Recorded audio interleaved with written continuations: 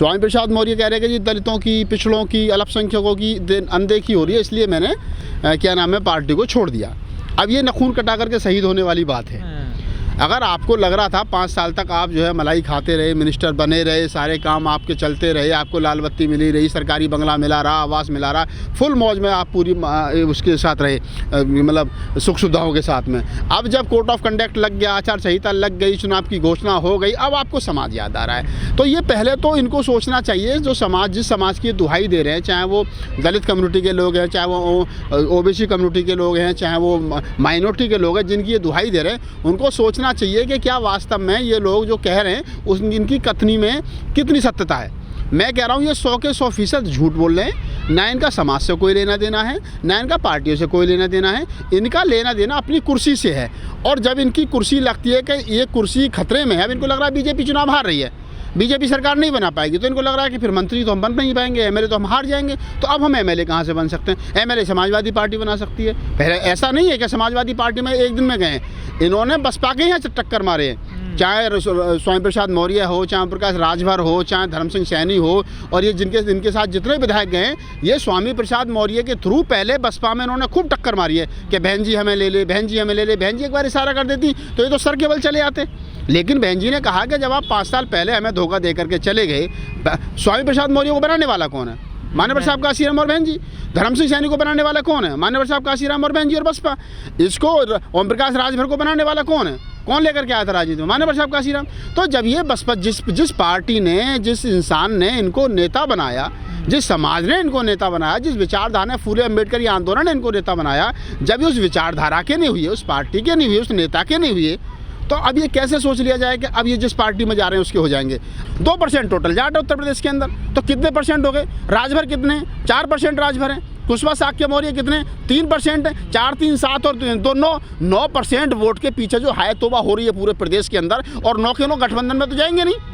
9 में से अगर मैं करूँ 3% भी ले जाऊँ तो मैं इनके टांग के नीचे से निकल जाऊँ, क्योंकि राजभर तो बसपा को ही वोट देगा, राजभर तो बीजेपी को ही वोट देगा, क्योंकि वो भी प्रत्याशी खड़ा करेंगे, प्रत्याशी का अपना ही वोट होता है। तो ये जो 7-8% के पीछे जो दुनिया भर की हाथ हो गई, साहब ओम प्रकाश राजभर चला गया, स्वामी प्रसाद मौर्य, हवा से वोट थोड़ी पड़ता है। अगर 4 शराबी रोड पे खड़े होकर के एक अच्छी सी कॉलोनी में शोर शराबा करने लगे तो पूरी कॉलोनी शराबियों की थोड़ी हो जाएगी। यार एक विधायक को 3 लाख आदमी जो है वो वोट करते हैं, और 3 मिनिस्टर और 13 एमएलए मिलकर के क्या नाम है 10,000 5,000 आदमी इकट्ठा करके ताकत दिखा रही है। ताकत है? ये ताकत नहीं है। ये वो लोग हैं जिन्होंने 3 मंत्रालयों में मजे मारे थे, अपने ट्रांसफर पोस्टिंग कराई थी, जिन्होंने पैसा कमाया था, वो अपने गांव से ट्रॉली भर करके ले आएगा। मंत्री जी आपके साथ, उन्हें पता मंत्री जी दोबारा मंत्री बनेंगे, हमारे काम फिर होंगे। ये बिचौलिए और ये दलाल लोग हैं।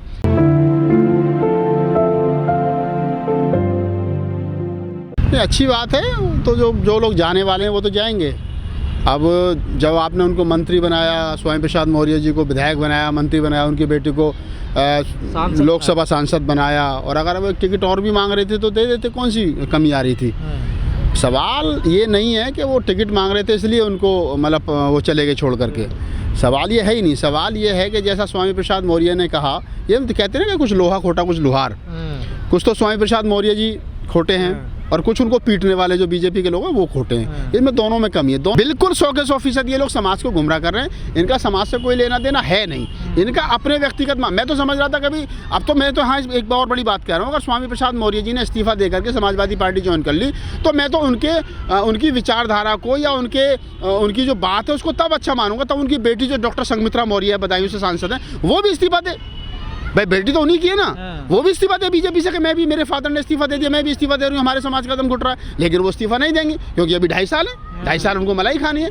तो ये जितने लोग नखून कटा करके शहीद होने की कोशिश में लिस्ट में शामिल हो रहे हैं, ये वही लोग हैं। भैया कैसा बेटी बीजेपी में है और बाप, यही तो बात समझने वाली है। समाज को यही समझना चाहिए कि ये जो बाप कह रहा है कि जी हमारे समाज का शोषण हो रहा है, 5 साल तक उस आदमी को शोषण दिखाई नहीं दिया, 5 साल तक दलितों की अनदेखी दिखाई नहीं दी, 5 साल तक ओबीसी माइनॉरिटी की अनदेखी दिखाई नहीं दी। लेकिन जब उसकी खुद की कुर्सी खतरे में लगने लगी, जब उसे लगा कि ये दलित, ये मुसलमान, ये किसान गांव में लठ लिए बैठे, अगर बीजेपी के नाम पे वोट मांगा पिटोगे, तो अब सोचा कि पिटने से बचना और जीतना, तो अब चलो समाजवादी अपनी कुर्सी बचाने गए सपा में। ये और दूर एक जो आदमी को राजनीति की ABCD का पता नहीं है, आप उससे बात कर लो, वो इस बात को बता देगा कि इनका समाज से और क्या नाम है उससे कोई लेना देना नहीं, इनका अपनी व्यक्तिगत राजनीति है। और मैं तो कह रहा हूँ ना, चैलेंज कर रहा हूँ मैं तो स्वामी प्रसाद मौर्य को, अगर स्वामी प्रसाद मौर्य को ये लगता है कि मेरे समाज का शोषण हो रहा है इसलिए मैंने इस्तीफा दिया है, तो समाज को ये पूछना चाहिए कि तुम हमारी बात कर रहे हो हक की और तुम्हारी लड़की उसी पार्टी में जो है वो क्या नाम है सांसद है, तो अपनी लड़की से भी इस्तीफा दिलवाओ। ऐसा थोड़ी होता है हमारा कुत्ता कुत्ता तुम्हारा कुत्ता टॉमी, बाप के लिए समाज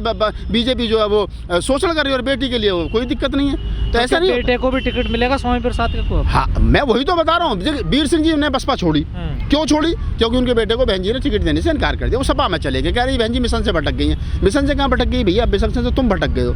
तो ये जितने लोग हैं कि ये जो उठा पटक वाले लोग हैं, जो चुनाव से पहले मेढक की तरह कभी इधर कभी उधर कभी इधर कभी उधर, इनका ना मिशन से कोई लेना देना है, ना पार्टी से कोई लेना देना है, ना विचारधारा से कोई लेना देना है, ना समाज से कोई लेना देना है। ऐसा आरोप क्यों लगाते हैं लोग? मान भी देते हैं। आप समझिए ना, देखिए लोग किसने मान लिया? अगर आप स्वामी प्रसाद मौर्य, धर्म सिंह सैनी और दारा सिंह चौहान, इन 3 बड़े नेताओं के और इनके साथ 10-15 जो विधायक गए हैं, इनके साथ में अगर वहाँ आज अखिलेश यादव के आवास पर या उनकी रैली में 10,000 आदमी इकट्ठे भी हो गए, तो कौन सी बहुत बड़ी आफत आ गई भाई? 10,000 कहाँ हो गए? नहीं, मैं कह रहा हूँ चलो मैं बहुत बड़ी बात मानो 2-3 हज़ार, मैं कह रहा हूँ अगर 10,000 भी इकट्ठा हो गए तो 3 मंत्री और 13 विधायकों की इतनी औकात है कि वो 10-5,000 आदमी इकट्ठा कर पाए। तो आपको नहीं लगता इससे सपा की ताकत बढ़ेगी? सपा की देखिए ताकत जिसके पास होती है वो ताकत नहीं बढ़ाता।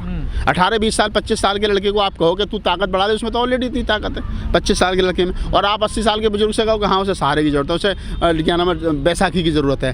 तो समाजवादी पार्टी जो है वो ताकत इसलिए बढ़ा रही है क्योंकि उसका सेम उदाहरण वही है कि 80 साल बुजुर्ग की है। बसपा ने ऐसा नहीं कि बसपा ये मैं जैसा पहले कहा, बहन जी अगर चाहती तो सर के बल आ जाते सारे के सारे, लेकिन अब बहन जी को पता है हमें ज़रूरत ही नहीं। 25% हमारा SC/ST का वोट है, उसके ऊपर से प्रदेश के अंदर 12-13% ब्राह्मण वोट है, 20% मुसलमान वोट है।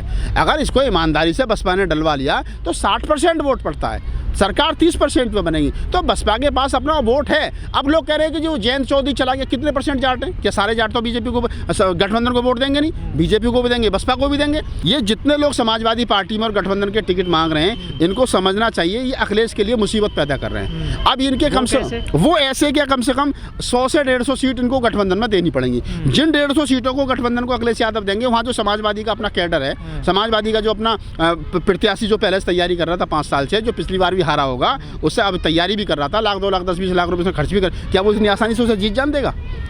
क्या वो इतनी आसानी से जीत जाने देगा? और जो लोग ये कह रहे हैं कि दूसरी सीटों पर तो सहमति बन जाती है ना। सहमति कहाँ बनती? सहमति पार्टी के बड़े नेताओं बनी है। जेवर विधानसभा पे देख लीजिए सर, अवतार सिंह बढ़ाना आगे ना, अवतार सिंह बढ़ाना आगे, ग्राउंड रिपोर्ट जाकर के देखो ना विरोध कितना है।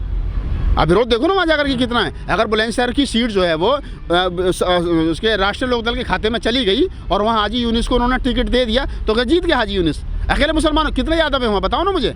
बुलंदशहर विधानसभा पर कितने यादव है सदर पर? तो फायदे के साथ साथ नुकसान भी अगले। इसका नुकसान ज़्यादा है, फायदा कम है। आप पश्चिम उत्तर प्रदेश में बता दो मुझे कितने यादव है। आपने जितनी सीट अखिलेश उसको जयंत चौधरी को दे दी है, वहाँ अकेले जाटों से तो जीतेंगे नहीं। मुस्लिम प्रत्याशी आपने उतार दिया। 2013 का जो दंगा हुआ है मुसलमान और जाटों का, क्या मुसलमान भूल गया उसको? क्या जाट भूल गया उसको? ये उतना आसान नहीं है जितना आसान समझा जा रहा है। नागपाल जी, यूपी के कासगंज में एक युवक है, गांव का योगेंद्र यादव, उसने सोशल मीडिया पर एक पिस्तौल निकाली है और उसमें ऐसे मतलब लहराई है, वो कहा है कि हमारी सरकार आने तो आपको घर से उठा लेंगे। ये कैसा आगाज? नहीं, ये तो अच्छी बात है ना। ये बता रहा है उनका गुंडा जो राज है, जिसमें उनकी सरकार, जिस प्रकार से उनकी सरकार चलती है समाजवादी पार्टी की, तो वो यादव राज जो है वो आ रहा है ना सामने। भाई एक यादव भी सरकार नहीं बनी, उसको लग रहा है कि बन सकती है, तो पिस्टल निकाल करके घुमा रहा है। लेकिन जिस दिन FIR तो होगी, सीधी सी बात है, कानून को उल्लंघन कर। लेकिन अगर आपकी सरकार बन गई तो उसके बाद क्या आलम होगा? ये दंगे का जो दाग है कैसे हटेगा सपा से? ना, ये हटने वाला थोड़ी है। जिसके घर से जो बच्चा अपनी माँ के पेट में था 2013 में और आज 2022 में वो 8 साल का 7 साल का घूम रहा है, और वो जब अपनी माँ से पूछता है कि मेरा बाप कहाँ है, और उसकी माँ जो बताती है कि जो दंगे हुए थे उसमें तुम्हारे जो पिताजी की मौत हो गई, तो क्या वो बच्चा भूल जाएगा? वो नहीं भूलेगा। तो ये दंगों के दाग जो धुलते नहीं हैं, इसमें समय लगता है, और समय तब लगता है जब दोनों पक्ष बैठ करके उस पर काम करें। लेकिन नागपाल जी अब होगी पिछड़े नेताओं की पार्टी छोड़ने, लेकिन कुछ दलित भी तो जा रहे हैं। कौन गया दलित, मुझे बता दो। आवाज आ रही है कि चंद्रशेखर भी मिलने। चंद्रशेखर को कौन नेता मानता है?